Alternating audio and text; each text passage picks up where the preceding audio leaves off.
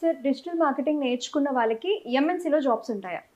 చాలామంది స్టూడెంట్స్ అడిగే క్వశ్చన్ ఇదే. సార్ ఈ కోర్స్ నేర్చుకున్నాక నేను పెద్ద పెద్ద ఎంఎన్సీ యాక్సెంచర్లో జాబ్ కొట్టాలి, గూగుల్లో జాబ్ కొట్టాలి, విప్రోలో జాబ్ కొట్టాలి అని అంటాం. నేను ఏం చెప్తా అంటే సాఫ్ట్వేర్లో అయితే ఓకే, ఎస్పెషల్లీ డిజిటల్ మార్కెటింగ్లో నువ్వు ఎంఎన్సీలో చేయకపోవడం బెటర్.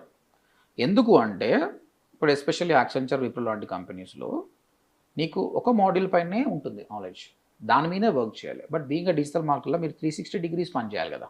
యా. ఓకే, అలాంటప్పుడు ఒక ఏజెన్సీలో పనిచేశారనుకోండి, వాళ్ళు మీకు మొత్తం నేర్పిస్తారు, డిజైనింగ్ చేయమంటారు, ఎస్ఈఓ చేయమంటారు. You should accept more work. ఇక్కడ వచ్చేవాళ్ళు ఎలాంటి మెంటాలిటీ ఉండాలంటే నాలెడ్జ్ కోసం రండి సార్, కంఫర్టబుల్ జాబ్ కావాలంటే go to MNC. But future ఏంటి, మళ్ళీ నా స్టూడెంట్స్ ఎంఎన్సీలో పనిచేసి రిజైన్ చేసి వచ్చి మళ్ళీ ఏజెన్సీలో పనిచేస్తున్నారు. ఎందుకంటే మనీ అనేది ఒక స్టేజ్ వరకు ఉంటుందండి, work satisfaction is very important.